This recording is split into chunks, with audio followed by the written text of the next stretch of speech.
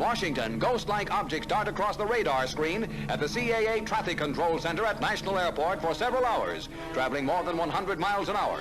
Air Force jet fighters spend several hours chasing the objects plotted on the radar scope.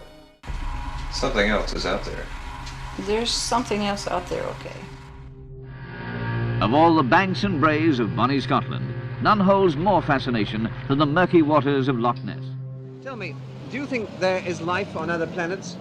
Well, I'm not quite sure, but I suppose there would be. No, he seems definite. You seem Definitely. definite. How do you see this life and where? Oh, I've seen a flying saucer. Blackwater Media presents Darkfall.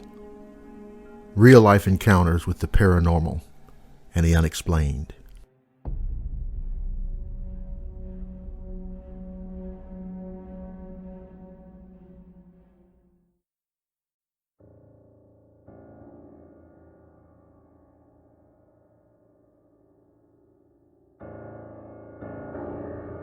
I've listened to some of the stories on Blackwater Media about people who've had sightings of unknown creatures.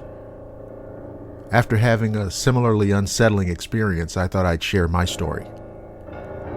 I really enjoy horseback riding.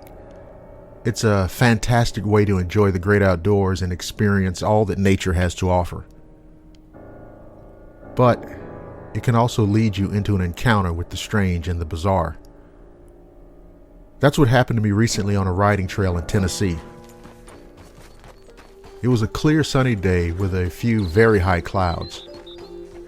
After having gone down the trail for about 15 minutes, I caught sight of what seemed to be a silhouette in the distance. But then something else caught my attention. I could hear the sound of wings flapping. Whatever it was that I was seeing seemed to have a tail. Then it flew in a diagonal line right over my head. It was close, maybe 15 to 20 feet. It was so close, in fact, that I could see the veins and little claws on its wings. It was about the same size as the average house cat. Another thing that I thought was weird was that it didn't have any feathers at all. It was all black and had a long, skinny, tapered tail that ended in a bulb. It had a long, pointed face, but I don't think it had a beak. The back of its head was raised, but I couldn't really see its back. It had two folded up hind legs with claws and a bony protrusion in its chest. And it was fast and had a different flight pattern than a bird.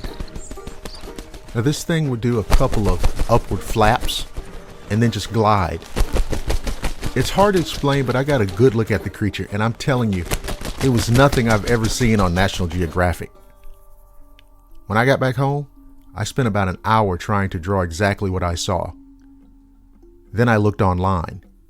Since the thing looked kind of prehistoric, I started searching around Google to see if I could find anything similar. Of course, what came up most often were pterosaurs, and the creature had some similarities to that, but still it was different. Like I said before, it didn't have a beak at all. And all of the different pterosaurs that I found on the internet had well-defined beaks.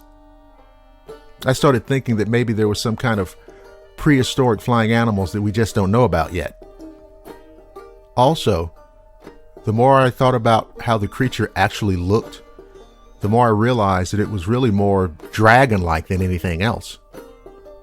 A little dragon gliding around the woods in Tennessee, flitting from branch to branch. It sounds crazy, I know, but that's exactly what I saw. It's really something to think about. It also makes me wonder what else is out there.